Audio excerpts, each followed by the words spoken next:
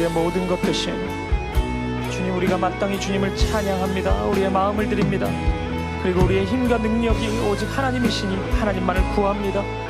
오늘 이 밤에 우리에게 임하여 주시고 함께하여 주시고 은혜와 사랑으로 충만히 채워주시옵소서. 아버지, 말씀하여 주시고 우리의 마음을 새롭게 하시고 우리가 마땅히 구해야 할 바를 하나님 아버지께 간구하고 하나님의 은혜를 경험하는 복된 밤이 되게 하여 주옵소서. 우리의 생각과 마음이 변화되게 하시고 하나님 보시기에 합당한 마음으로 참된 예배자로 주님 나아갈 수 있도록 인도하여 주시옵소서. 주님, 우리를 붙잡아 주시옵소서. 할렐루야. 주님, 함께하여 주시옵소서. 주님, 인도하여 주시옵소서. 주님 함께하여 주시옵소서. 할렐루야. 주님, 살아계신 하나님, 오늘 이 밤에 우리가 하나님 앞에 나아갈 때 하나님 보시기에 합당치 못한 우리의 마음과 우리의 생각, 우리의 삶의 모습이 있다면 주님 말씀해 주시고 또 주의 말씀의 능력으로 우리를 새롭게 하여 주옵소서. 헛된 마음들 태워주시고 회개하고 돌이키게 하시고 하나님의 말씀만을 붙잡는 이 밤이 되게 하여 주옵소서. 우리가 드리는 간구 또한 우리의 욕심의 기도가 아니라 하나님의 뜻을 구하는 기도가 되게 하시고 하나님이 하나님의 계획 가운데 인도하시는 그 길이 가장 복된 길임을 인정하고 그 길을 사모하는 우리들이 되게 하여 주옵소서. 현실적인 문제, 이런저런 상황 속에서 오직 하나님의 은혜만을 간구하는 그 기도 가운데 함께 하여 주시고 하나님과 동행하는 것이 가장 복된 것임을 인정하고 주와 함께 주님 가라 하시는 그 길을 걸어가는 우리들이 되게 하여 주옵소서. 하나님 아버지, 우리 사김의 교회를 붙잡아 주시고 이 교회가 더욱 하나님의 은혜와 말씀 가운데 서는 교회가 되게 하여 주옵소서. 새사명 축제를 앞두고 있습니다. 품고 있는 한 영혼, 하나님의 은혜를 구할 때 주의 말씀, 주의 은혜가 그에게 심겨지게 하시고 주님 앞에 돌아서는 놀라운 하나님의 능력을 맛보는 우리들이 되게 하여 주옵소서. 주님, 주의 일을 속히 우리 가운데 이루어 주옵소서. 오늘 이 밤에 함께 하실 주님, 그리고 그 일을 말씀하시고 이루실 주님을 찬양합니다. 감사드리며 살아계신 예수 그리스도 이름으로 기도합니다. 아멘. 아멘. 자리에 앉으시겠습니다. 금요기도에 오신 사랑하는 성도님들 환영하고 축복합니다. 오늘 낮에는 날씨가 완전히 가을이었는데 갑자기 비가 내려가지고 좀 당황했습니다. 내일 오전에 우리 직장 순장반 야외 모임이 있는데 큰일 났습니다. 위에서 좀 기도해 주시면 좋겠습니다. 우리 옆에 있는 분들 바라보시면서 한 번 더 인사하실까요? 사랑합니다. 축복합니다. 우리 인사 나누겠습니다. 사랑합니다. 축복합니다. 참 잘 오셨습니다. 교회 소식 몇 가지 확인해 드리도록 하겠습니다. 많은 분들이 기도로 준비하는 것처럼 우리 다가오는 주일이 새생명 축제입니다. 한 영혼을 품고 기도하고 있는데 여러분이 품고 있는 그 영혼 또 계속해서 하나님의 은혜를 구하고 기도했으면 좋겠고, 또 우리 교회 품고 있는 많은 분들 또 초청되어서 복음의 말씀 앞에서 하나님의 자녀되는 은혜 누릴 수 있었으면 좋겠습니다. 저는 이제 기도하면서 한 영혼을 향한 아버지 하나님의 마음이 우리 가운데 있기를 바라고, 또 단 한 영혼, 그러니까 뭐 수에 있는 것이 아니라 하나님이 작정하신 그 한 영혼이 복음의 능력을 경험하는 이번 축제의 시간이 되기를 기도하고 있습니다. 여러분 마음을 같이 해서 끝까지 우리 기도할 수 있었으면 좋겠습니다. 우리 같은 날 주일 다음 세대 새생명 축제도 함께 진행됩니다. 또 위에서 기도해 주시면 좋겠습니다. 겨울 단기 선교 다가오는 주일이 이제 마지막인데 지금 몇 자리가 안 남았습니다. 이거는 그냥 홍보성 멘트가 아니고 진짜로 지금 제주 선교, 치앙마이 선교 거의 다 찼는데 그 한 자리 두 자리 남은 게 나라고 생각하시는 분 있으면은 신청해 주시면 좋겠습니다. 하나님의 선교를 경험할 수 있었으면 좋겠습니다. 우리 내일 토요일 하루 종일 청년 상그룹 가을 말씀 소풍 진행되는데 위에서 기도해 주시고요. 또 금요 예배 세션 계속 모집하고 있습니다. 드럼 1명, 세컨 건반 1명. 이건 좀 잘하는 분이 지원하셔야 됩니다. 이렇게 마음만 뜨거워 가시기는 안 되고 드럼을 칠 줄 모르는데 지원을 하시고 이러면은 안 됩니다. 우리 은사가 있는 분이 신청해 주시고 우리 함께 예배를 섬겼으면 좋겠습니다. 그리고 지난 월요일 날 우리 이창민 전사님이 강도사님 되셨습니다. 어디 있죠 지금? 예. 지금 감기 걸려가지고 지금 마스크 쓰고 계신데, 예. 저 마스크가 뭐 강도의 마스크 이런 게 아닙니다. 이 강도는 그 강도가 아니고, 예. 도를 말씀을 이렇게 가르칠 수 있는 권한을 부여받는 그런 우리 교단에서 진행되는 전통적으로 장로교에서 진행되는 과정입니다. 시험을 통과하고 좀 어려운 과정을 잘 거치고 이 인허식을 이제 인허를 받게 되었습니다. 그래서 이제 내년까지 강도사님으로 이렇게 잘 불러주시고 또 우리 창민 강도사님이 그 말씀의 은혜를 우리 사김의 교회 또 맡은 영혼들 또 우리 아이들에게 잘 흘려줄 수 있기를 축복드립니다. 우리 교회 광고는 주보를 확인해 주시면 되겠습니다. 우리 하나님 말씀 보시겠습니다. 이 시간 우리에게 주신 하나님의 말씀은 신약성경 마가복음 6장 1절부터 6절까지 말씀입니다. 저와 여러분이 이 말씀 한 절씩 교독하도록 하겠습니다. 제가 먼저 6장 1절을 읽겠습니다. 예수께서 거기를 떠나사 고향으로 가시니 제자들도 따르니라. 안식일이 되어 회당에서 가르치시니 많은 사람이 듣고 놀라 이르되 이 사람이 어디서 이런 것을 얻었느냐 이 사람이 받은 지혜와 그 손으로 이루어지는 이런 권능이 어찌 됨이냐 이 사람이 마리아의 아들 목수가 아니냐 야고보와 요셉과 유다와 시몬의 형제가 아니냐 그 누이들이 우리와 함께 여기 있지 아니하냐 하고 예수를 배척한지라. 예수께서 그들에게 이르시되 선지자가 자기 고향과 자기 친척과 자기 집 외에서는 존경을 받지 못함이 없느니라 하시며 거기서는 아무 권능도 행하실 수 없어 다만 소수의 병자에게 안수하여 고치실 뿐이었고 그들이 믿지 않음을 이상히 여기셨더라. 아멘. 네, 아멘. 우리 오늘은 서영원 목사님께서 말씀을 전해 주십니다. 무시당하시는 그리스도라는 제목으로 하나님 말씀 전해 주시겠습니다.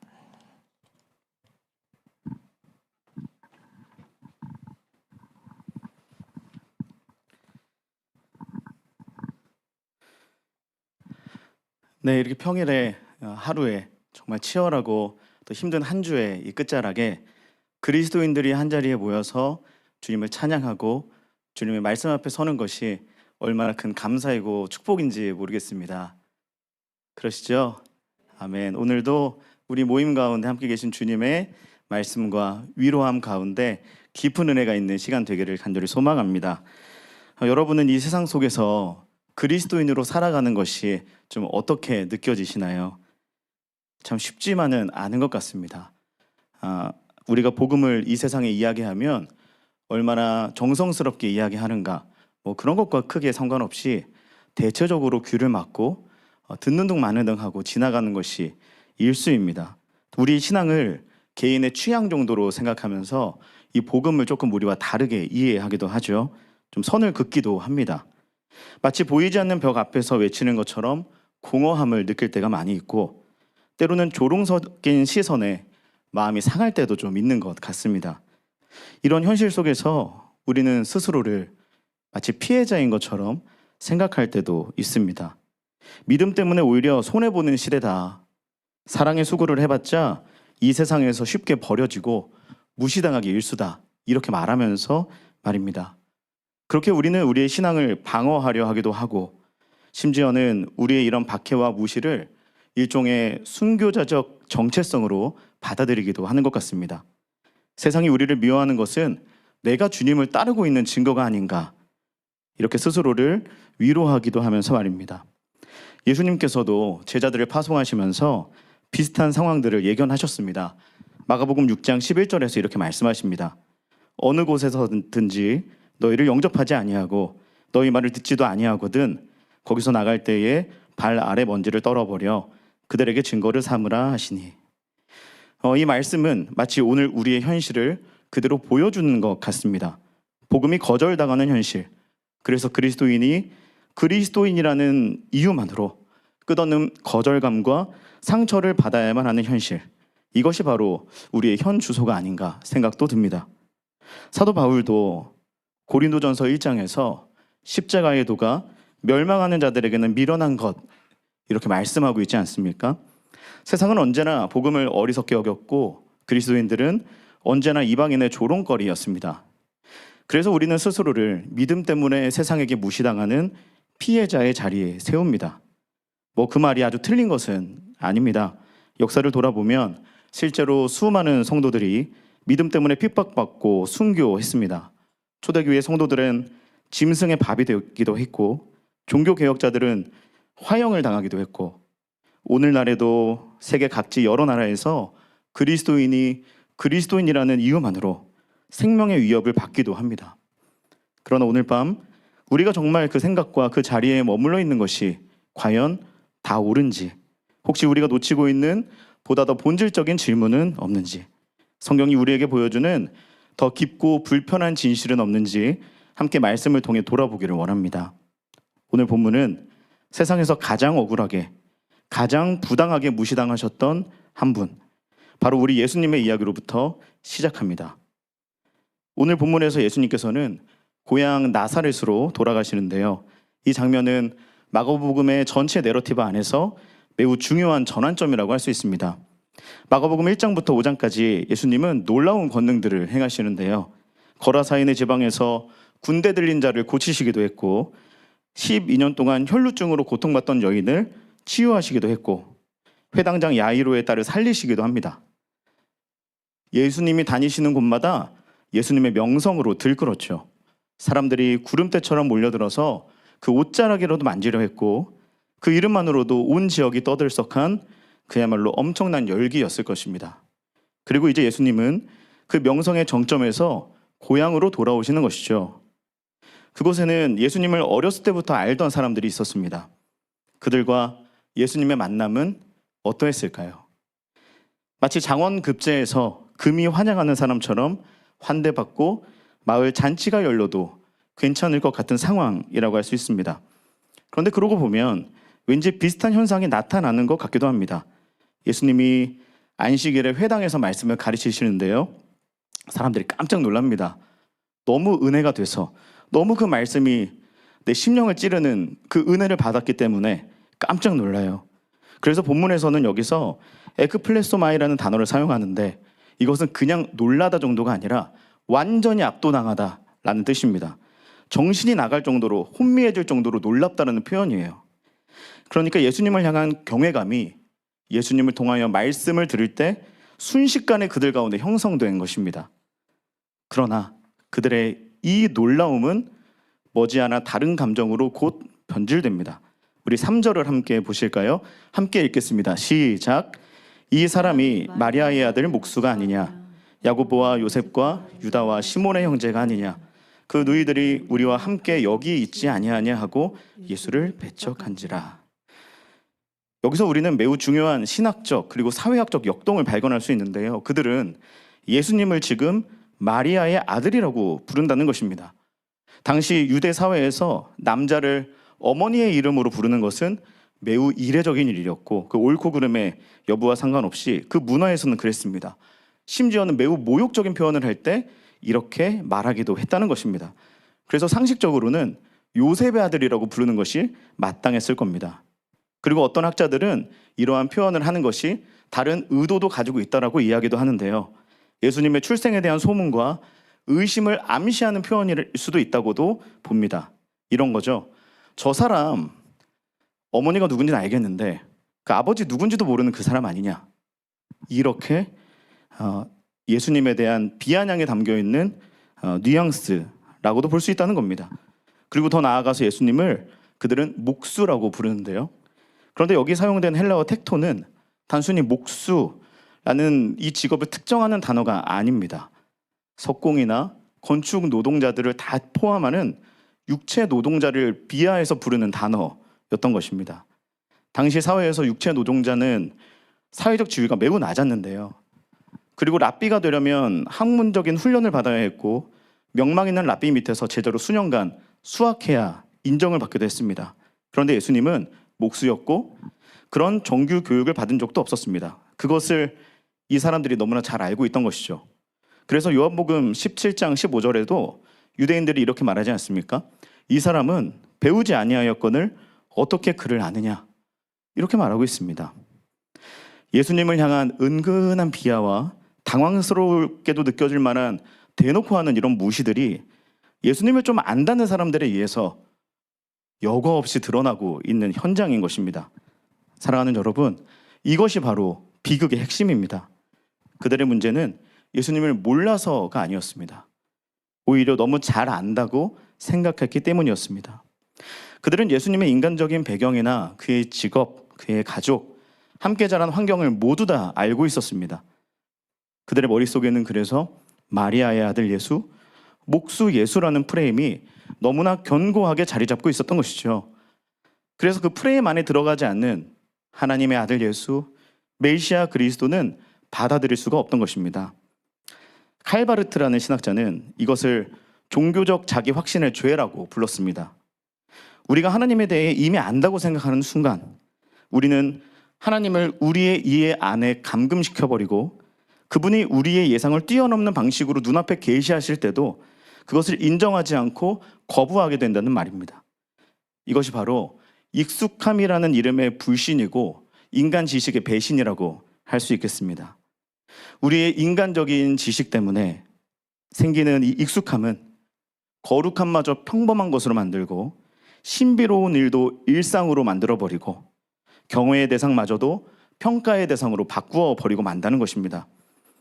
그래서 C.S. 루이스는 스크루테이프의 편지에서 악마가 인간을 타락시키는 가장 효과적인 방법 중에 하나가 바로 익숙함을 통해 거룩한 것들을 진부하게 만드는 것이다, 이렇게도 이야기합니다. 우리가 매주 듣는 복음, 매주 부르는 찬송, 매주 접하는 말씀이 너무 인간적으로 익숙해진다면 그 안에 담긴 생명력과 능력을 정작 중요한 순간에 느끼지 못하게 되는 것입니다. 나사렛 사람들은 자신들이 만든 그 예수의 지식, 예수의 틀 안에서 예수님을 판단했고 결국 끝내 진리이신 그분을 눈앞에서 다시 만났으면서도 철저하게 배척해 버리고 말았습니다. 그리고 그 결과는 실로 엄청났죠. 우리 5절과 6절을 한 목소리로 읽어보겠습니다. 시작. 거기서는 아무 권능도 행하실 수 없어 다만 소수의 병자에게 안수하여 고치실 뿐이었고 그들이 믿지 않음을 이상히 여기셨더라. 이에 모든 촌에 두루 다니시며 가르치셨더라. 놀라운 일이 일어나지 않습니까? 이 구절은 신학적으로도 매우 중요하고 또 논쟁적인 본문이기도 합니다. 왜냐하면 아무 권능도 행하실 수 없어, 이 표현이 되게 이상하기 때문입니다. 진짜 예수님이 아무것도 하지 못하실 만한 상황이 있으실까요? 혹자는 이것이 그래서 예수님의 전능성에 제한을 가하는 것처럼 보여서 매우 불편해하기도 합니다. 그러나 여기서 우리는 신학적으로 매우 중요한 진리를 발견해 보고자 합니다. 예수님의 본질적 권능이 사라진 것이 아니라는 것입니다. 왜냐하면 그분은 여전히 전능하신 하나님이시기 때문에 그렇죠. 그래서 우리가 잘 아는 시편 139편에서 고백하듯이 그분의 능력에는 한계가 없습니다. 그리고 골로새서 1장에서 선포하듯 만물이 그분 안에서 통합됩니다. 그분은 여전히 이러한 하나님으로 서 계신 것이죠.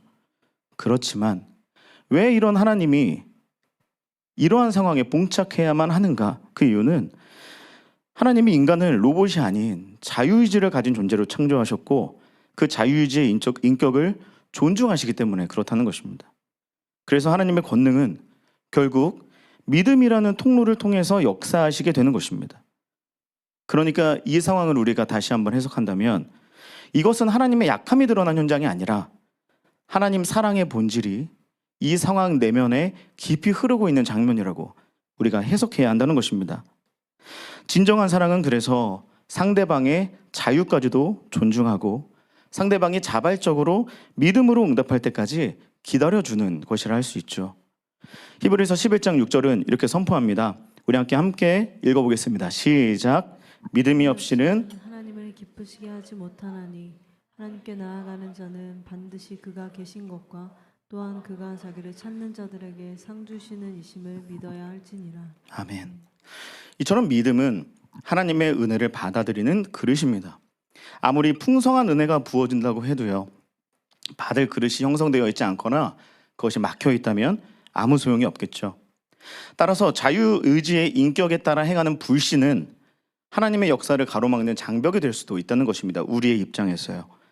그래서 아이러니하게도 가장 큰 기적을 체험할 수 있었던 자들이, 왜냐하면 예수님을 너무나 잘 알았고 관계도 있었고 그 예수님을 직접 가까이서 만나지 않았습니까? 그랬던 그들이 자신들의 불신 때문에 스스로를 향한 하나님의 은혜와 치유의 통로를 다 막아버리고 가장 작은 기적만을 경험한 것입니다. 그리고 이어서 본문은 더 충격적인 진술로 이어지는데요. 6절에 보면 그들이 믿지 않음을 이상히 여기셨더라, 이렇게 말하고 있습니다. 여기 이상히 여기다라고 사용된 이 헬라어 에타우마제는 사실 경이로워하다, 놀라다라는 의미입니다. 복음서에서 예수님이 놀라시는 장면은 매우 드뭅니다. 마태복음 8장에서 백부장의 믿음에 이와 같이 놀라셨고요. 그리고 여기서는 그와 정반대로 나사렛 사람들의 불신에 또 한 번 놀라시는 것입니다. 창조주께서 피조물의 완고함에 놀라고 계신 겁니다. 이게 어찌 일어날 수 있는 일입니까? 인간의 교만과 불신이 얼마나 큰 비극인지를 우리에게 보여주는 것이죠. 마치 불신자가 신앙 고백을 하는 것과 마찬가지로 하나님 앞에서의 우리의 이 완고함은 매우 충격적인 모습이라는 것입니다.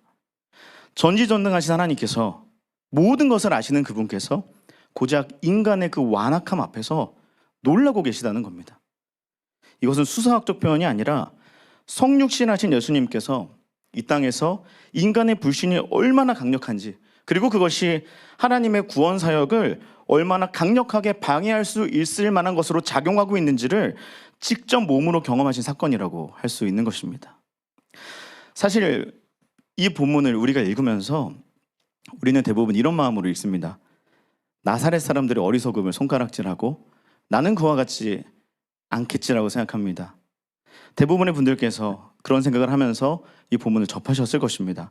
어떻게 바로 눈앞에 계신 주님을 알아보지 못할까? 어떻게 그 주님 앞에 이런 태도를 보일 수가 있단 말인가? 우리는 아무리 좀 그래도 좀 친분이 있고 이러면 조금 더 이렇게 감싸주기도 하고 기다려주기도 하는데 전혀 그렇지 않잖아요. 그래서 우리는 마치 우리가 그 자리에 있었다면 조금은 다르게 행동했을 것이라고, 태도만이라도 조금 더 성숙하게 했을 것이라고 생각하기도 합니다. 그렇지만 성경은 결코 타인을 판단하라고 우리에게 주신 것이 아니지 않습니까? 그들의 이야기를 통해 우리 자신을 들여다보는 거울로 주신 것입니다. 그렇다고 한다면 사랑하는 여러분, 오늘 우리가 이것을 생각해 봐야 하지 않겠습니까? 어쩌면 나 역시, 우리 역시도 나사렛 사람들처럼 나만의 프레임, 우리만의 프레임을 만들어 놓고 그 밖에 예수님을 가두어 놓고 있지는 않은가 생각해 봐야 할 것입니다. 사실 내가 짜놓은 프레임 밖에다가 사람 하나 가두는 거, 이 세상에서는 너무나 잘 일어나는 일입니다. 그것을 전략이라고도 하고 처세술의 일종으로 생각하는 경우도 있더라고요. 우리가 그것에 들어가는 것이 조금 더 영향력 있는 위치에 있는 것이라고 느껴질 때도 있고, 상대적으로 더 메이저 그룹에 속하려면 그 과정을 거쳐야만 한다고 이야기하는 사람들도 많이 만났습니다. 그 안에서 이런 얘기들을 하죠. 마치 내가 그 사람에 대해서 다 아는 것처럼, 나는 마치 너무나 이성적이고 성숙한 사고를 가지고 있어서 남들보다 생각이 깊어서 저 사람에 대해서 남들이 못 보는 것을 조금 더 내가 보고 판단할 수 있는 것처럼, 그렇게 상대방을 판단하는 일이 너무나 많습니다. 그러면서 나와 동조하는 사람들과 유대감을 형성하기도 하고 또 그 관계 안에서 이상한 위로를 얻기도 합니다. 그런데 여러분, 그런 죄에 익숙해지지 않는 은혜가 오늘 우리에게 있기를 간절히 소망합니다. 그런 알량한 인간의 지식으로 남보다 조금 더 우월하려는 그 교만 중에서도 아주 값싼 그거 다 그런 건데, 그것에 지나지 않는 것 때문에 예수님을 버리지 않았으면 좋겠습니다. 예수님을 대신하여 스스로를 내 인생의 왕으로, 판단자로, 심판자로 추대하고 예수님을 골방에 가두어 버리는 그 일을 너무나 쉽게 저지르지 않는 그런 우리들이 되었으면 좋겠습니다. 왜냐하면 그렇게 우리가 한두 번 행하면요, 그냥 말로 행하는 일이고 너무나 많이 일어나니까 별거 아닌 것처럼 보이지만 예수님이 대단히 불편해지기 때문입니다. 이 프레임 안에 예수님 이제 들어올 수도 없습니다. 그리고 들어와서도 안 됩니다. 우리 바보가 아니잖아요. 우리가 애써서 만들어 온 이 세상의 편리함들과 좋은 위치들이 이제 생겼는데 예수님 들어오셔서 말씀하시고 순종하라고 하시고 결단하라고 하시면 내가 얼마나 힘들겠습니까? 우리는 바보가 아니기 때문에 더 철저히 예수님을 멀리하게 됩니다. 결국 예수님을 내 마음 한구석에 감금하는 겁니다. 마치 교도소에 가면 이름은 사라지고 번호만 남는 것처럼 우리도 예수님에 대한 인식을 그리스도, 메시아, 주님이 아니라 훨씬 더 낮은 가치로 부르고 인식하는 것이죠. 마리아의 아들 예수, 목수 예수 정도의 이름표를 붙이고 그렇게 부르게 되는 것입니다. 사실 우리는 마리아의 아들 예수님 이러지 않지만 축복해 주시는 예수님, 위로해 주시는 예수님 이런 표현 많이 하는데 이런 것도 조금 우리가 잘못 사용한다면 마찬가지죠. 예수님에 대해서 구주로 인정하는 것이 아니라 주님으로 인정하는 것이 아니라 그런 마음은 전혀 없이 내 마음이 어려우니까 도와주십시오. 마리아의 아들 예수, 목수 예수 같은 거라고 할 수 있겠습니다. 그러면서 우리는 예수님의 손길 앞에서 눈물과 경외로 서는 법을 잃어버립니다. 은혜를 받으면 그거 당연히 여기고 내가 그럴 만한 수고를 했구나 그렇게 생각하죠.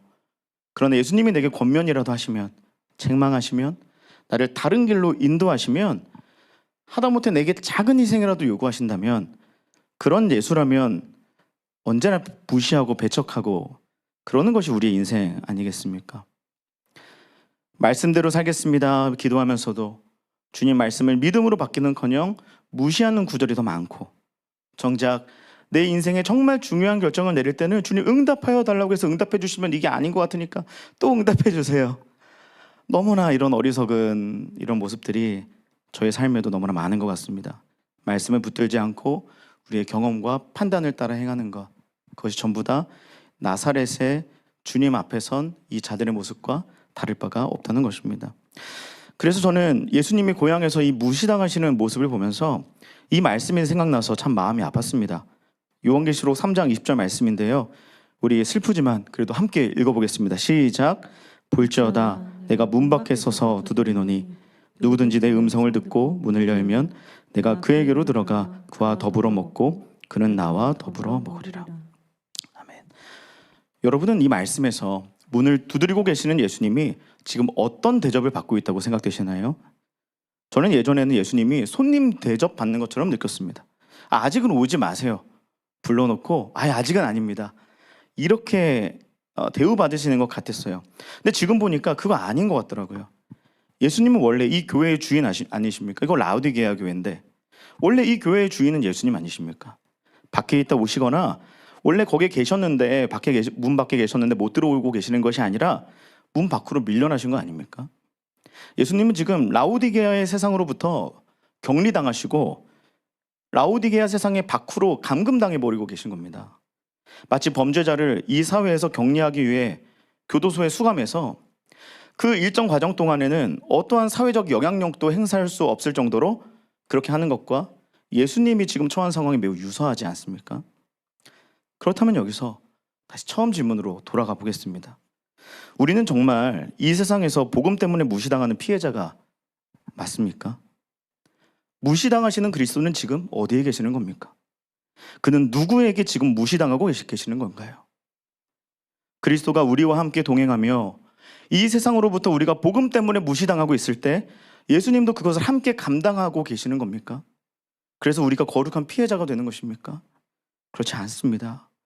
예수님은 우리 삶의 대부분의 현장에서 우리의 불신과 완악함 때문에 우리와 함께 동행하기는커녕 우리의 삶의 골방에 감금되어 계시고 우리로 하여금 무시와 수치와 조롱을 당하고 계시는 겁니다.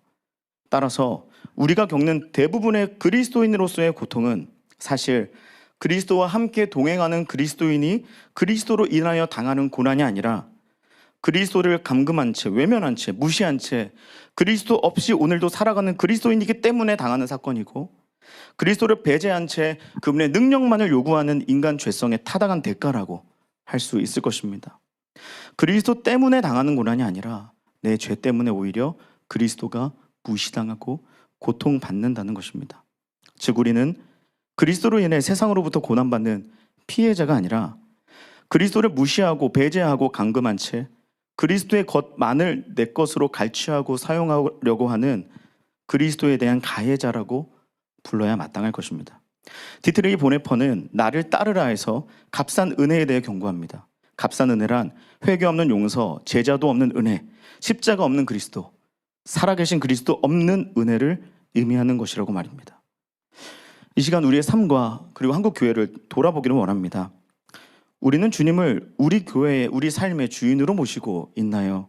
아니면 우리의 사역과 우리의 인생을 축복해 주시는 일종의 후원자로 모시고 계시나요?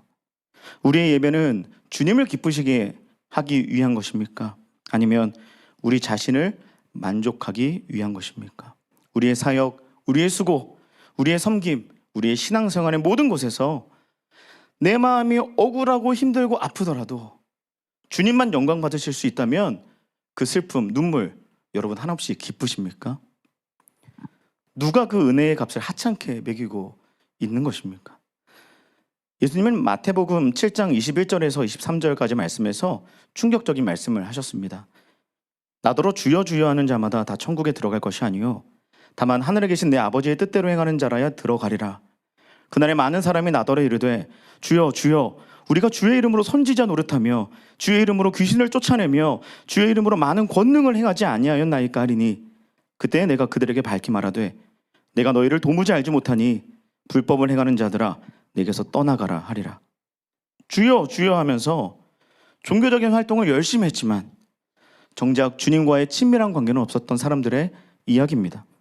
그 은혜를 값싼 은혜로 만든 사람들이죠.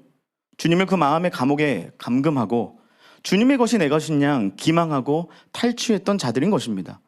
그들은 주님의 이름을 불렀지만 주님을 알지 못했던 것이죠.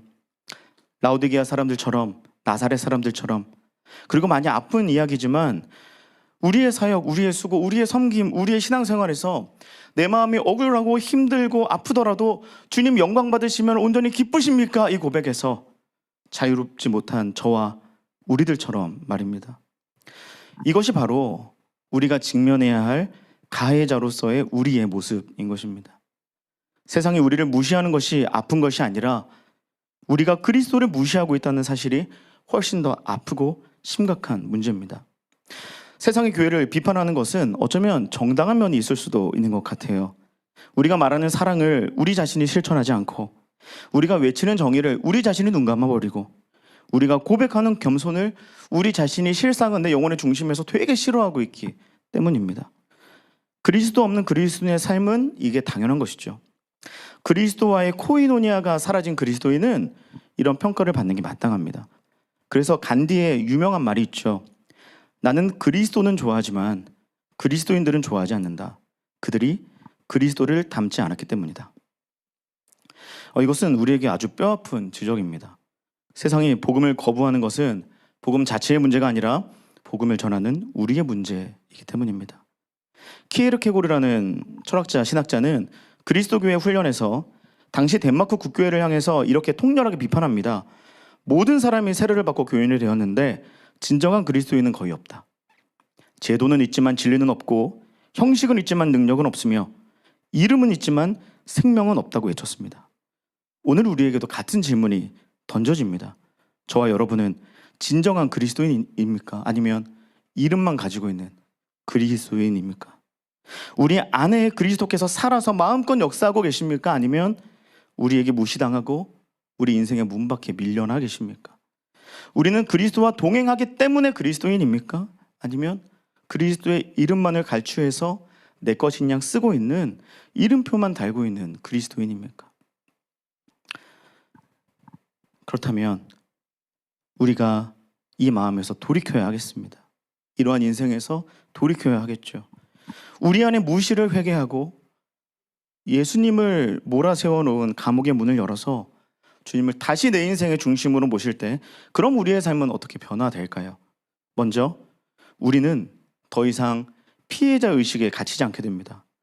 우리의 정체성이 세상의 평가가 아니라 그리스도 안에서 온전하게 확립되기 때문입니다. 그래서 바울은 갈라디아서 2장 20절에서 이렇게 고백하죠. 내가 그리스도와 함께 십자가에 못 박혀나니 그런즉 이제는 내가 사는 것이 아니요 오직 내 안에 그리스도께서 사신다고 말합니다. 죽음 이기신 주님과 함께 죽고 다시 부활하신 주님과 함께 살아가는 인생이 어찌 세상의 평가와 새치 혀 놀림 때문에 무시당하는 것 때문에 예수님 버릴 수 있겠습니까? 그리스도인은 원래 세상의 이런 방식들이 어찌할 수 있는 존재들이 아닙니다. 죽음도 얻지 못하는 존재가 바로 저와 여러분 그리스도인임을 꼭 기억하고 그 정체성을 다시 회복하시는 은혜가 저와 여러분에게 있기를 간절히 축복합니다. 누군가의 평가에도 흔들리지 말고 주님께 나아가십시오. 영국의 신학자이자 작가인 찰스 케일럽 콜턴은 우리가 어떤 사람을 미워하는 이유는 그를 알지 못하기 때문이다. 그리고 미워하기 때문에 그를 알려고도 하지 않는다라고 말합니다. 여러분, 나를 잘 알지도 못하는 사람의 평가 때문에 또 그런 세상 때문에 무너지지 마시기 바랍니다. 세상의 평가 잘 받겠다고 주님을 버리지도 않기를 바랍니다. 나를 가장 잘 아시는 주님을 내 안에 모시고 그분의 능력으로 일어서시기를 축복합니다. 어떤 연예인이 또 이런 말을 했더라고요. 자기를 이유 없이 싫어하는 사람이 있어서 힘들지 않냐, 이런 질문을 어느 토크쇼에서 MC가 했습니다. 그러니까 그 연예인이 이렇게 말해요. 반대로 나를 이유 없이 좋아하는 사람들도 많지 않냐. 그런 과분한 사랑을 받았으면서 그걸 기억하지 못해서 어찌 나를 몰라서 부족하게 여기는 사람을 정죄할 수 있겠냐. 넘치게 받은 거, 부족하게 받은 거 따지고 보면 뭐 비슷할 거다. 그런 것 때문에 내가 기분 나빠할 필요가 없다고 말합니다. 어떻게 놀라운 성찰 아닙니까? 이 사람은 자기가 받은 과분한 사랑을 기억하고 있는 것이죠. 그래서 이겨낼 수 있었던 것입니다. 여러분, 고작 100데나리온 정도로 나를 힘들게 하는 사람 때문에 무너지지 마십시오. 주님의 은혜를 버리지 않기를 바랍니다. 여러분이 받은 1만 달란트로 그거 해결할 수 있기를 바랍니다. 100데나리온 때문에 피해받는 피해자가 아니라, 그게 내가 아니라 1만 달란트를 탕감받은 은혜자임을 기억하시기 바랍니다. 제가 좀 계산해봤는데 단순 계산이라 좀 우스운 계산이지만 1만 달란트는요 100데나리온의 최소 60만 배 정도가 됩니다. 그러니까 우습게 계산해봐도 60만 번 용서해도 내가 손해는 아닌 거예요. 그렇죠? 그 정도의 여유가 있어야 그리스도인이라고 할 수 있는 겁니다. 좀 부담스러운데, 그래서 나에게 무례하고 용서하지 못하고 나를 무시한 이런 사람들 만나잖아요. 하루에 10번씩 용서하고 살아도 내가 165살을 넘게 살아야 이거 할 수 있는 겁니다. 무제한으로 할 수 있는 거예요. 그러니까 1만 달란트가 내게 없기 때문에 이거 못하는 거지, 그거 있는 거 안다면 할 수 있는 겁니다. 넘치는 은혜를 기억하고 내가 은혜자임을 기억하고 그 은혜로 인해 100데나리온짜리 무시당함 때문에 주님 포기하지 마시고 피해자가 아닌 은혜자의 정체성으로 이겨내시는 저와 여러분 되시기를 간절히 축복합니다. 그리고 두 번째 은혜는 우리가 가지고 있는 가해자의 신분을 벗을 수 있다는 것입니다. 마가복음 6장 11절 말씀을 우리 함께 보도록 하겠습니다. 함께 읽겠습니다. 시작. 어느 곳에서든지 너희를 영접하지 아니하고 너희 말을 듣지도 아니하거든 거기서 나갈 때에 발 아래 먼지를 떨어버려 그들에게 증거를 삼으라 하시니. 아멘. 많은 사람들이 이 말씀을 심판이나 저주하는 의미로 오해하기도 합니다. 마치 이런 거죠. 아, 우리를 거절해? 그리스도인을? 너희는 심판받을 것이다. 테테테 이런 것처럼. 이런 사람처럼 이해해요. 그러나 이것은 결코 저주도 아니고 복수의 어떤 행동도 아닙니다. 이런 겁니다. 그리스도인의 책임이 이방인들의 이런 반응에 매여 있지 않는다라는 의미인 것입니다. 너희들이 그러니까 너희와 우리는 이제 상관없다, 선 긋는 것이 아니라 내가 그에게 매이지 않으므로 내가 그를 정죄하거나 판단하지 않고 그 결과를 하나님께 맡겨드린다라는 복음적 자유의 선포인 것입니다. 즉 나를 무시하는 상황에서도 그리스도인이기 때문에, 은혜자이기 때문에 그를 정죄하고 판단하는 가해자로 내가 변모하는 과정을 원천적으로 차단하는 행위라고 할 수 있는 것입니다. 그래서 발에 먼지를 떠는 것은 냉소의 행동이 아니라 그에 대한 존중과 주님을 향한 신뢰의 행동이라고 할 수 있는 것이죠. 그래서 우리가 진정으로 그리스도를 우리 안에 모시고 그분의 마음을 품게 된다면 우리를 무시하고 배척하는 사람들과도 코이노니아를 가질 수 있는 것입니다. 왜냐하면 이제는 그들의 말과 행동이 내 삶에 역사하는 것이 아니라 내 안에 계신 주님의 말씀이 내 마음과 생각에 역사하기 때문입니다. 아무 상관이 없는 겁니다. 그들의 비난이 나를 무너뜨리지 않고 주님의 은혜가 그럼에도 나를 붙들음을 보게 된다는 것입니다. 그들의 판단이 나를 만들어가지 못하고 주님의 손길만이 나를 이끄심을 보게 된다는 것입니다. 그리고 그것이 보이면 사람들의 거절 때문에 분노하고 상처받는 것이 아니라 마땅히 그럴 만한 일임에도 그렇지 않고 그들을 영혼을 향한 아픔과 안타까움, 긍휼한 마음으로 보게, 품게 될 수 있는 것입니다. 마치 예수님께서 예루살렘을 보면서 우셨던 것처럼 마치 스데반 집사님이 죽음의 끝자락에서도 자신을 돌로 치는 자들을 위해 기도했던 것처럼 말입니다. 이것이 바로 그리스도의 마음입니다. 빌립보서 2장 5절에서 8절은 이렇게 말합니다. 너희 안에 이 마음을 품으라.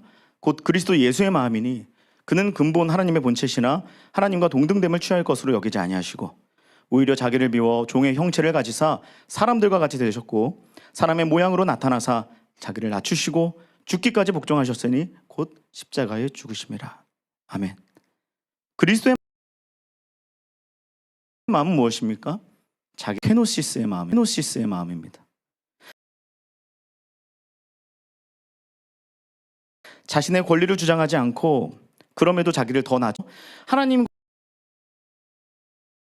완전한 코이노니아, 완전한 연합을 삶의 여정에 그 십자가 그 문턱까지 유지하셨습니다.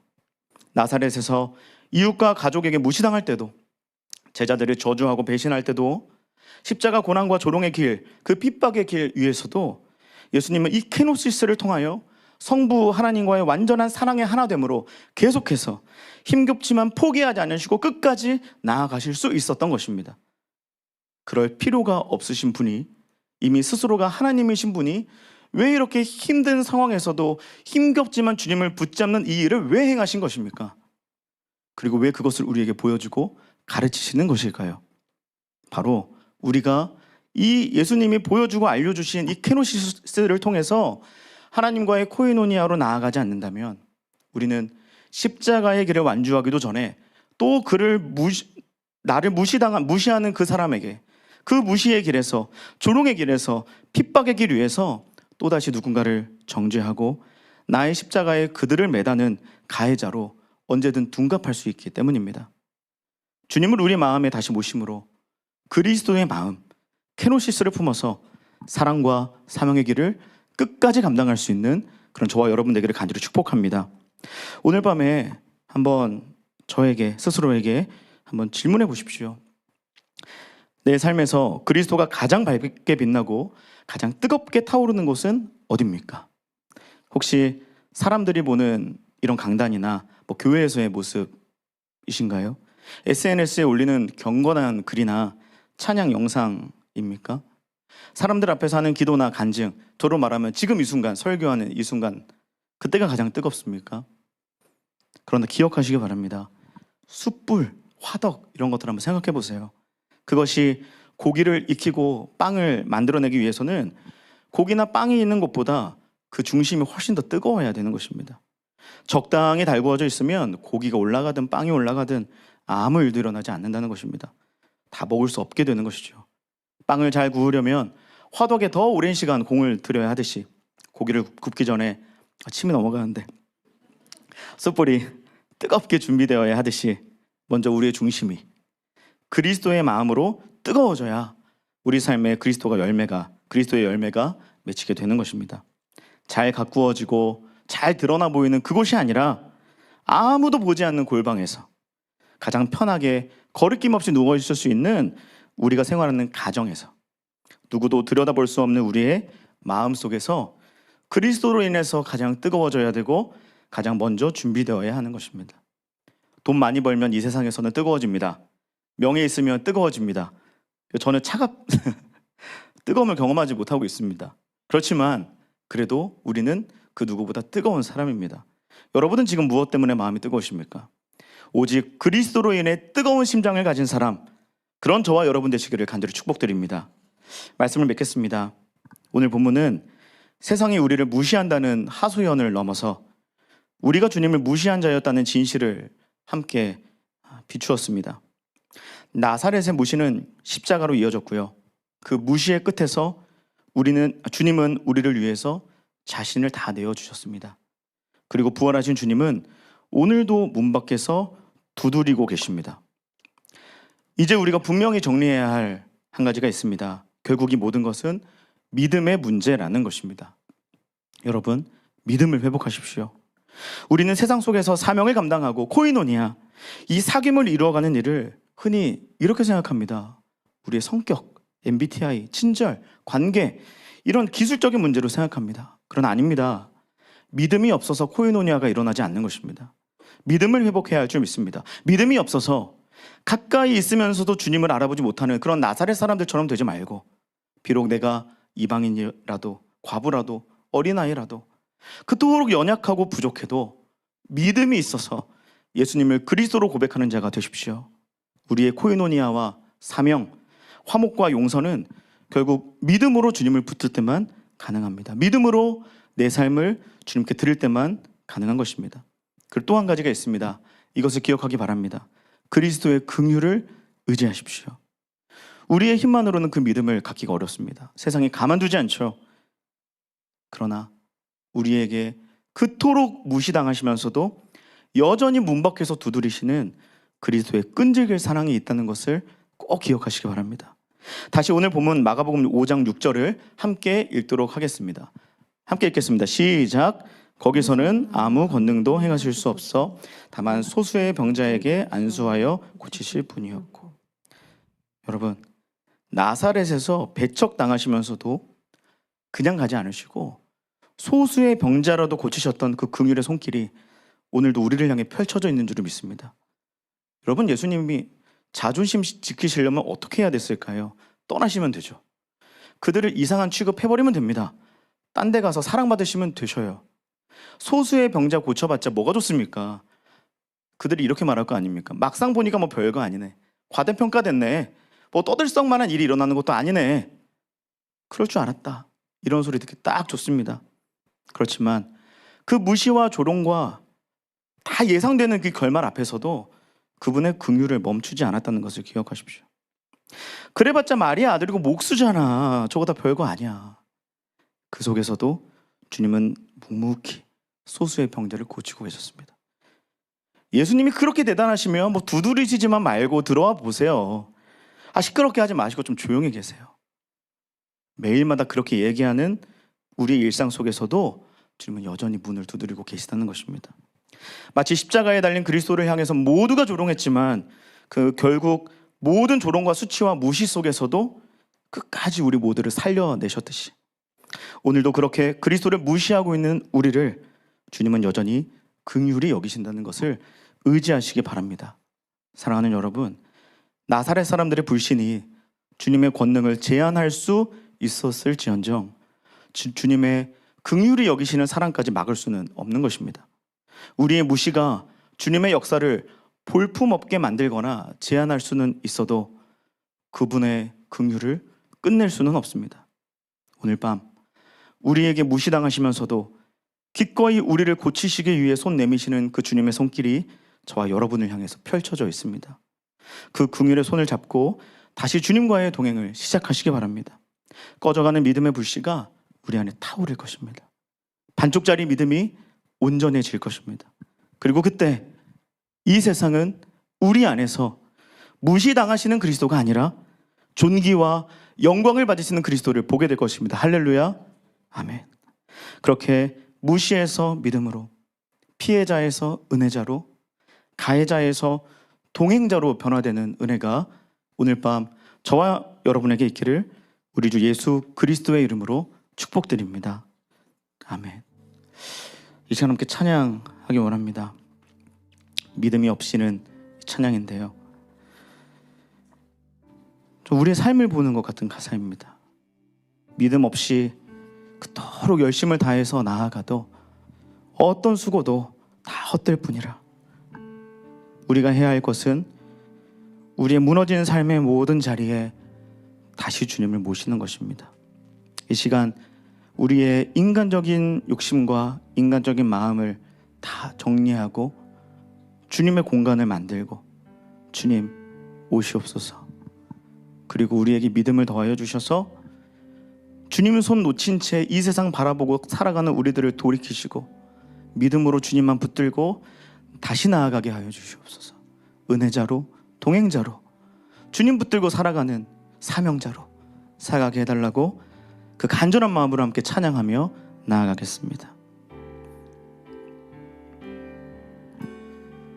주님, 제 마음이 너무 둔해서, 주님 제 마음이 너무 둔해서 주님을 볼 수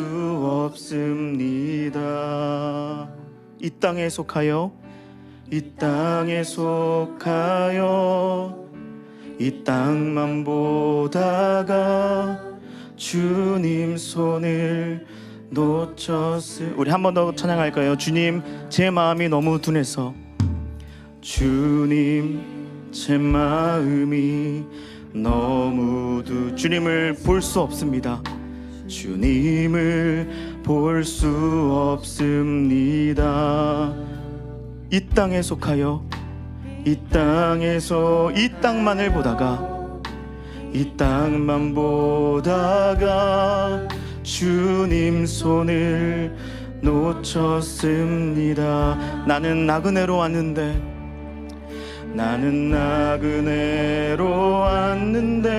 왜 주저앉게 되었나. 나는 정직이인데 언제부터 내 삶의 주인이 되어버렸나. 믿음이 없이는 기쁘시게 못하나니 고된 수고도 다 헛될 뿐이라. 믿음이 없어서 무너진 삶의 모든 자리에 다시 주님을, 우리 한 번 더 처음부터 우리 마음을 다해서 고백하며 나아가기 원합니다. 주님 제 마음이 너무 둔해서 주님을 볼 수 없습니다. 이 땅에 속하여 이 땅만 보다가 주님 손을 놓쳤습니다. 나는 나그네로 왔는데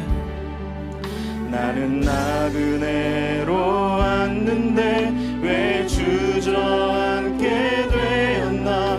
나는 정직이인데 언제부터 내 삶의 주인이 되어버렸나. 믿음이 없이는 기쁘시게 못하나니 고된 수고도 다 헛될 뿐이라. 믿음이 없어서 무너진 삶의 모든 자리에 다시 주님을 믿음이 없이는 기쁘시게 못하나니 고된 수고도 헛될 뿐이라. 믿음이 없어서 무너진 삶의 모든 자리에 다시 주님을, 우리 믿음으로 일어납시다. 나는 일어섭니다.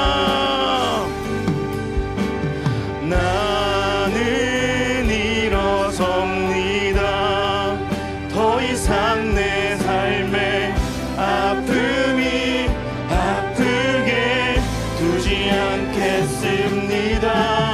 나는 예배합니다. 내게 약속하신 그 자리로 다시 믿음의 자리로 우리 믿음으로 일어섭시다. 나는 일어섭니다. 나는 일어섭니다. 더 이상 내 삶의 아픔이 아프게 두지 않겠습니다. 나는 예배합니다. 내게 약속하신 그 자리로 다시 한번 우리 이 노래 처음부터 한번 불러보겠습니다. 어둠 속에 아무것도 보이지 않아도 주님의 약속을 잊을 때에도 주가 붙드시기에 버텨내는 삶, 주가 원하는 절망 중에 무엇 하나 들리지 예수의 능력이 힘이러 여전히 주의 자녀이기에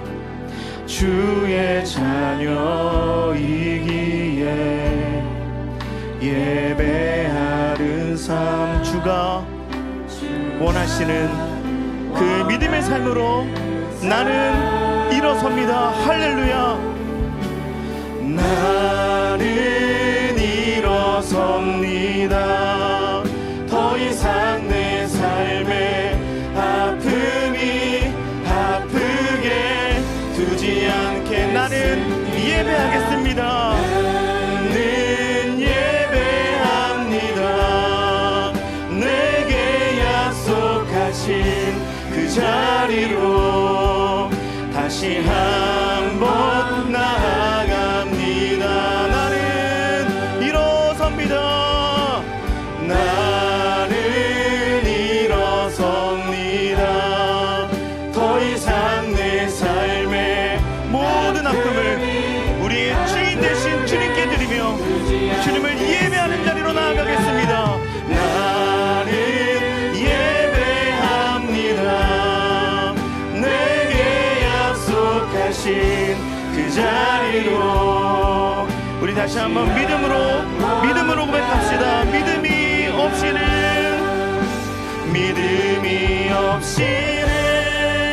기쁘시게 주를 찾는 자 반드시 만나리. 주를 찾는 자 반드시 만나리. 믿음이 없어서 무너진 삶의 모든 자리에 다시 우리 다시 주님을 모십시다. 믿음이 없이는 기쁘시게 못하나니. 주를 찾는 자 반드시 만나리. 할렐루야. 주님 우리에게 다시 찾아와 주시옵소서. 우리의 삶의 한복판에 오셔서 왕의 자리에 오셔서 우리 삶의 주인이 그리스도가 되어 주시옵소서. 다시 주님을 기다립니다. 사랑하는 여러분, 오늘 말씀을 통해 우리가 깨달은 것은 세상이 주님을 무시한 것이 아니라 우리가 주님을 무시했다는 사실입니다. 우리 안에 익숙함이 믿음을 말라버리게 했고 겉은 믿는 사람 같지만 속은 식어버린 채로 그렇게 살았습니다. 여러분, 이 시간 무시당하신 그리스도 앞에 나아가서 회개합시다. 주님을 향한 경외를 잃은 마음을 깨뜨리고 주님, 내 마음이 식어버렸으니 다시 불을 붙여주시옵소서. 우리 이중적인 신앙들을 다 내려놓고 주님 다시 제 안에 주인으로 그리스도로 임하여 주시옵소서. 이 마음 가지고 함께 기도하며 나아가겠습니다. 기도하겠습니다. 주님, 이 시간 주님 앞에 나아갑니다. 주님을 예배한다고 말하면서도 실상은 주님을 내 마음의 바깥에 세워둔 채 살아왔습니다. 교회에서는 믿음의 사람처럼 보였지만 세상에서는 불신의 말로 스스로를 보호하며 살았습니다. 주님, 이중적인 우리의 마음을 불쌍히 여겨주시옵소서. 주님은 너무 잘한다고 착각하고 그냥 괜찮은 듯 살았습니다. 그래서 더 이상 주님께 놀라지도 않고 말씀을 들어도 감동이 없는 채 살았고 기도를 하지만 눈물은 다 메말라 버렸고 예배를 드려도 어떠한 떨림과 감격 없이 살았습니다. 마치 나사렛 사람들이 그랬던 것처럼 마리아의 아들 예수 아니냐, 하나님의 아들을 너무 인간적인 시선으로 평가하며 살았습니다. 용서해 주십시오. 주님, 익숙함이 우리를 망가뜨릴 때까지 방치하였던 우리를 불쌍히 여겨주시고 주님을 향한 경외가 사라진 우리를 불쌍히 여겨주시고 주님을 판단하고 내 생각으로 주님의 뜻을 가두었던 나의 교만함을 용서하여 주시옵소서. 주님, 저를 용서하여 주시옵소서. 주님의 이름을 부르며 살아왔지만 그 이름의 능력을 믿지 않고 하나님이 정말 함께 하실까? 이 기도를 해도 소용이 있을까? 내가 가진 능력 의지하고 내가 가진 명예와 권력 의지하며 살아왔습니다. 주님 용서하여 주시옵소서. 우리의 믿음 없음을 불쌍히 여겨 주시옵소서. 우리의 차가운 신앙을 태워 주시옵소서. 십자가를 바라볼 때 다시 눈물이 흘리게 하시고 주의 이름을 부를 때 그 감격의 떨림이 회복되게 하여 주시옵소서. 우리가 주님을 문 밖에 세워둔 것을 회개하고 그 주님께 걸어가 문을 열고 주님을 다시 우리의 중심으로 모시기 원합니다. 우리 안에 임재하셔서 죽은 믿음을 살리시고 잃어버린 첫사랑을 회복시켜 주시옵소서. 우리가 무시했던 건 복음 그 자체였습니다. 말씀을 무시했습니다. 나는 믿는다라고 하면서도 우리의 삶은 전혀 복음의 능력을 믿지 않는 사람처럼 살아왔습니다. 나는 사랑한다 하면서도 어느 누구도 그리스도의 사랑으로 품으려 하지 않았습니다. 우리의 거짓 신앙을 깨뜨려 주시옵소서. 겉은 멀쩡하지만 속은 냉랭한 믿음의 껍데기를 벗겨주시고 다시 성령의 불로 임하여 주시옵소서. 무시당하신 주님이 우리 안에서 다시 존귀히 여김을 받으시도록 우리를 변화시켜 주시옵소서. 주님 우리를 붙들어 주시옵소서. 주님 은혜를 풀어 주시옵소서. 아버지 주님 앞에 나아가 무릎 꿇습니다. 모든 것을 내어놓고 나아가오니 아버지 다시 우리를 일으켜 주시옵소서. 주님 우리 다시 한번 기도하실 때는 이제는 우리의 삶의 자리를 기억하면서 주님께 간구하며 기도하기 원합니다. 주님을 믿지만 여전히 현실의 벽 앞에서 무너지는 우리의 삶이 있습니다. 그 무너진 자리마다 주님의 손길이 임하기를 구하며 나아갑시다. 가정의 문제들, 또 관계의 상처들, 또 경제적인 어려움들, 또 질병의 고통, 또 수능이 한 달도 남지 않았는데 그 수능을 앞둔 자녀와 또 미래를 고민하고 있는 청년들까지 우리 인생에 정말 많은 현실의 문제들이 있습니다. 너무나 주님 버리기 쉽고 주님 조금씩 밀어붙이다 보면 골방에 가둬버릴 수 있을 만큼 끊이지 않는 문제들이 우리 삶에 있습니다. 주님을 의지하시기 바랍니다. 주님은 소수의 병자라도 고치신 긍휼의 주님이심을 우리가 붙들기 원합니다. 이 시간 그렇게 기도하십시다. 주님 우리를 고쳐주시옵소서. 우리의 모든 문제를 주님의 능력으로 해결하여 주시옵소서. 인간의 능력과 우리의 생각을 넘어서는 주님의 방법대로 순종하며 나아가오니 주님 일하여 주시옵소서. 오늘 밤 그 무너진 곳마다 찾아와 고쳐주실 주님을 의지하고 소망하면서 함께 그 마음 가지고 기도하며 나아가시겠습니다. 함께 기도하겠습니다. 하나님 우리를 붙들어 주시옵소서. 주님 우리의 눈물을 주님 우리의 모든 아픔을 주님 외면치 마시고 찾아와 안아주시고 붙들어 주시고 위로하여 주시옵소서. 우리의 모든 현실을 주님께 올려드립니다. 말할 수 없는 아픔들이 많아서 나 혼자 끙끙 앓고 살아가고 주님마저도 외면한 채 나 혼자의 고민으로만 살아갔던 경우가 너무나 많은데 주님 겉으로는 괜찮은 척했지만 그럼에도 속은 다 무너져 썩어가고 있는 것을 알았습니다. 주님 다시 내 마음을 열어 주님께 맡겨드립니다. 위로하여 주시옵소서. 붙들어 주시옵소서. 주님의 능력의 손길로 치유하여 주시옵소서. 믿음으로 나아가게 하십시오. 긍휼의 주님을 바라보며 주님께 맡겨드리게 하여 주십시오. 주님 이 시간 가정의 문제로 눈물 흘리는 이들을 위로하여 주시옵소서. 부부 사이가 멀어지고 부모와 자녀 사이에 벽이 생기고 말 한마디로 상처가 깊어지는 이 모든 이 땅의 가정들을 주님의 사랑으로 다시 이어주시옵소서. 질병으로 고통당하는 자들을 주님 기억하여 주시고 치료의 과정이 길어서 지치거나 또 병원에 문턱을 드나들면서 낙심하고 있는 영혼들이 있다면 능력의 손길을 닿게 하셔서 이 세상의 말로는 희망이 없다고 말할 때 주님이 아직 끝나지 않았다, 내가 너를 포기하지 않았다는 그 믿음으로 말씀하여 주시옵소서. 소수의 병자라도 고치신 그 주님의 손길이 오늘 밤 우리에게 임하게 하여 주시옵소서. 주님 경제적으로 막혀버린 이들을 긍휼히 여겨주십시오. 직장이 불안하고 사업이 흔들리고 빚과 걱정 속에서 하루하루를 버텨가는 자들에게 하늘의 지혜와 하늘의 축복을 공급하여 주시옵소서. 필요한 것들을 채워주시고 그것을 넘는 믿음을 채워주셔서 담대하게 현실 가운데 포기하지 않고 주님 붙들며 나아가게 하여 주십시오. 수능을 앞둔 수험생들을 더 붙들어 주시고 불안한 마음을 평안으로 바꿔주시고 노력한 만큼의 결실을 맺게 하여 주십시오. 결과보다 더 귀한 믿음의 열매가 그의 삶에 맺히도록 신실하게 일하실 주님을 기대하고 의지하고 믿음으로 바라볼 때 어떠한 염려도 그들을 쓰러뜨릴 수 없고 어떠한 불안도 그들을 넘어뜨릴 수 없음을 믿습니다. 주님, 행하여 주시옵소서. 역사하여 주시옵소서. 우리의 무너진 자리를 회복시켜 주시고 절망의 골짜기마다 빛을 비춰주시고 무너진 벽돌로 소망의 성을 세워주시고 우리의 믿음이 다시 일어날 수 있도록 우리를 붙들어 주시옵소서.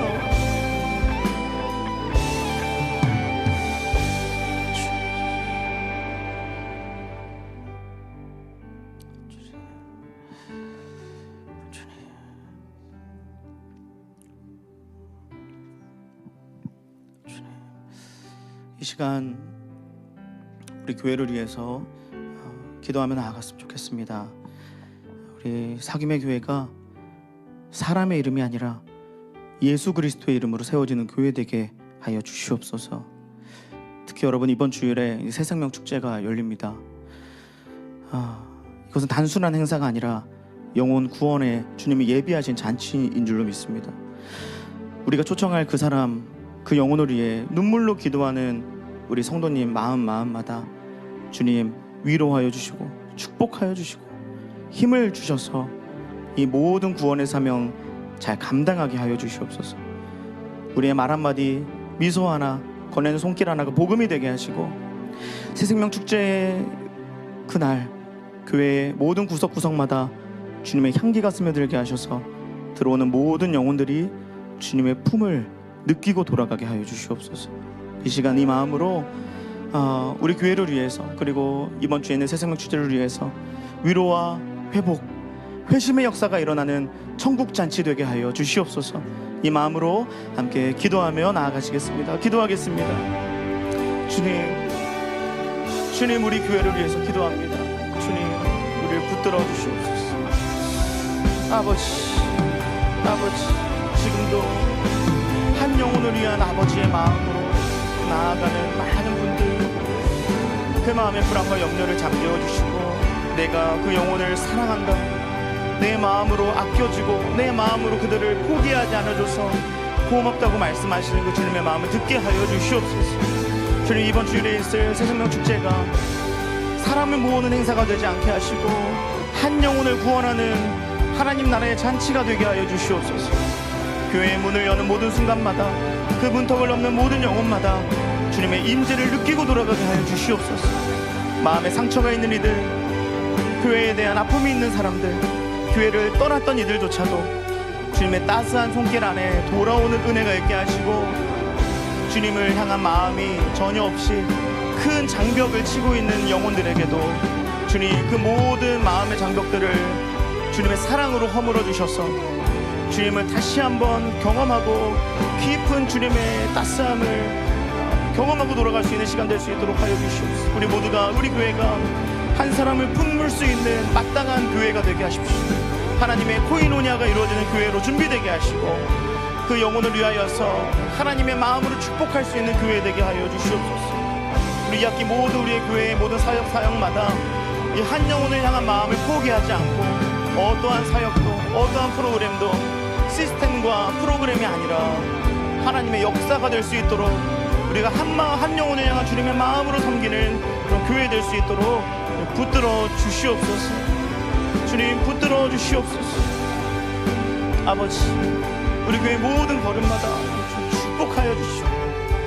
아버지만을 바라보며 아버지만을 붙들며 주님의 말씀 따라, 주님의 사랑의 본면 따라서 주님의 가신 그 길 따라서 걸어가는 우리 교회 될 수 있도록 붙들어 주시옵소서. 모든 다락방마다, GBS마다, 모든 사역팀마다 주님 은혜와 사랑으로 덧입혀 주셨소. 그들이 섬기고 헌신하는 모든 자리가 주님의 은혜로 충만하게 세워지는 것, 그것을 모두가 느끼고 전하여지는 흘러가는 나라 되시옵소서. 붙들어 주시옵소서. 주님 붙들어 주시옵소서. 우리 교회를 통하여서 이 땅에 이 교회를 세우신 주님의 그 뜻이 세워지고 오직 주님만이 영광 받으시는 그 놀라운 주님의 역사가 할 수 있도록 붙들어 주시옵소서. 아버지 주님을 그리스도로 모시고 그리스도로 살아가는 교회 되게 하여 주시옵소서.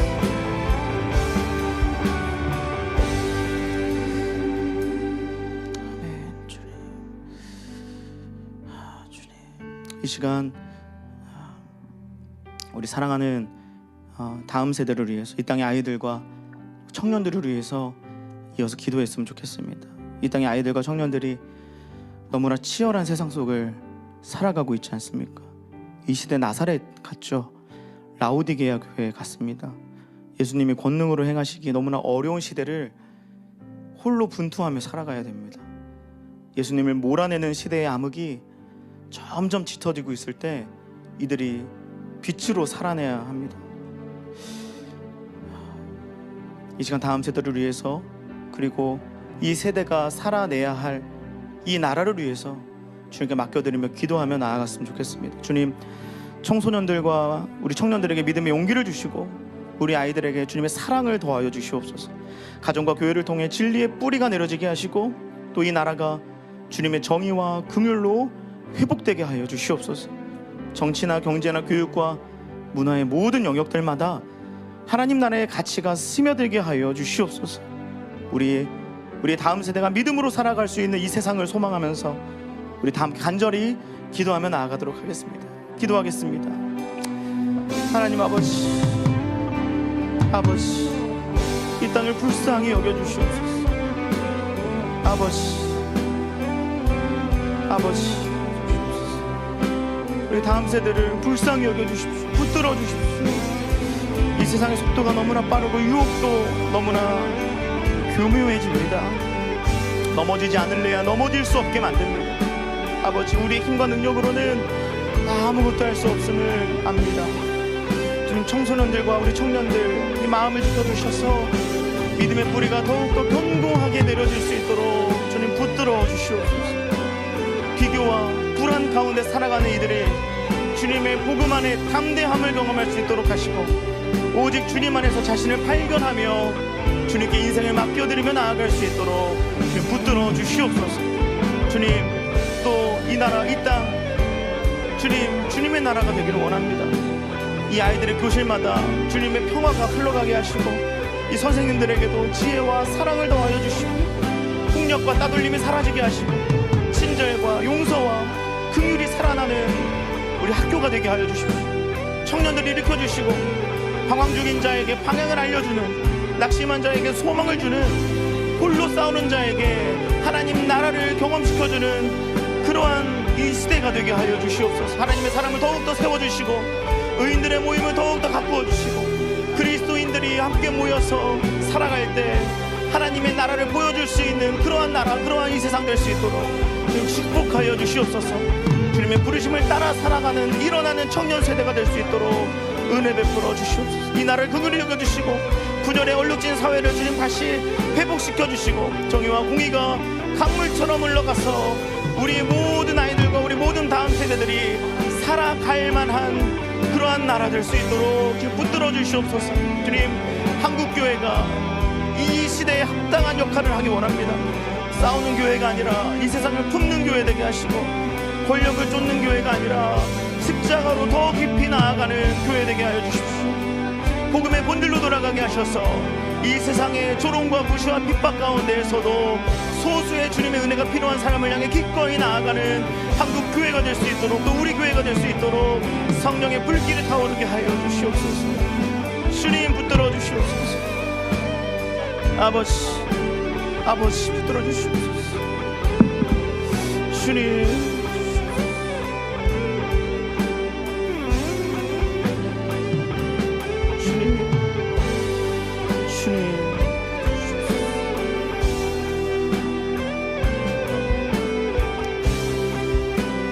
우리 그 나라, 그 땅을 세워갈 주님을 기대하면서 우리 나는 일어섭니다. 믿음으로 일어섭니다.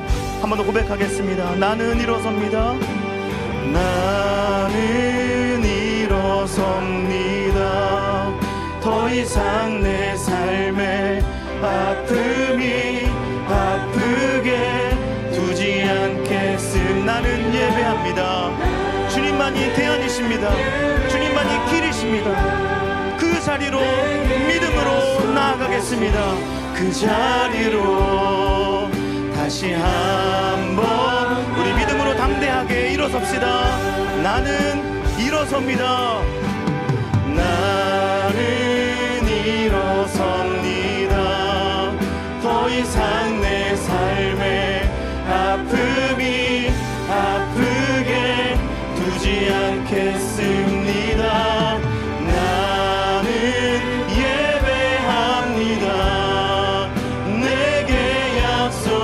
계신 그 자리로 다시 한번 나아갑니다. 아멘. 주님 감사합니다.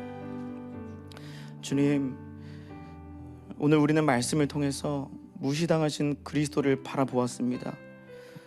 세상이 주님을 무시한 줄 알았는데 정작 제가 주님을 무시하고 있었음을 고백합니다. 주님을 너무 잘 안다고 착각하면서 주님의 말씀 앞에서 모든 감격을 잃었습니다. 지식이 교만이 되어버린 우리를 용서하여 주시고 우리의 익숙함을 깨뜨리셔서 다시 주님을 존귀케 여기는 믿음을 회복하게 하여 주시옵소서. 나사렛 사람들이 주님을 판단했듯이 내 기준으로 주님을 재단했고 세상과는 타협했고 말씀에는 불순종했던 우리를 용서하여 주십시오. 말씀을 들음에도 순종하지 않고 주님이 앞에 계심에도 중심으로 예배하지 않았던 우리의 완고한 마음을 이 시간 다 녹여주시고 복음 앞에서 다시 주님을 경외하는 자로 빚어주시옵소서. 또한 그런 우리를 향하여서도 끝까지 긍휼의 손길을 멈추시지 않으신 주님께 감사드립니다. 이제는 피해자가 아니라 은혜자로 살게 하여 주십시오. 가해자가 아니라 그런 주님과 함께 걸어가는 동행자로 살게 하여 주십시오. 끝까지 주님을 따라 사랑하고 섬기는 믿음으로 살아가게 하시고 모든 영혼을 향한 긍휼한 마음을 품는 참된 그리스도인으로 살아가게 하여 주시옵소서. 주님 또한 우리 교회를 그렇게 세워 주시옵소서. 주님의 긍휼이 머무는 곳이 되게 하여 주시고 사람의 이름이 아니라 주님의 이름만이 높아지는 교회 되게 하시고 행사가 아니라 복음이 중심이 되는 교회 되게 하시고 이 교회에서 주님이 더 이상 무시당하지 않고 존귀와 영광과 찬송 받으시는 교회 되게 하여 주시옵소서. 다가오는 주일 새생명 축제를 통해서 잃어버린 영혼들이 돌아오게 하여 주시고 한 사람 한 사람의 이름이 우리는 보이지 않지만 하늘의 생명책에 선명하게 새겨지는 은혜의 역사를 함께 경험하게 하여 주시옵소서. 또한 그 영혼을 품는 마음 있습니다.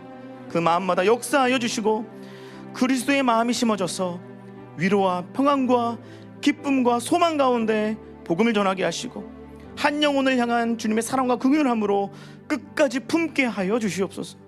주님 또한 이 나라를 긍휼히 여겨 주십시오. 정의가 무너졌습니다. 공정이 사라졌습니다. 이 땅을 회복시켜 주시고 다음 세대가 이러한 현실 가운데 믿음 잃지 않게 하여 주시옵소서. 하나님을 두려워할 줄 아는 나라 되게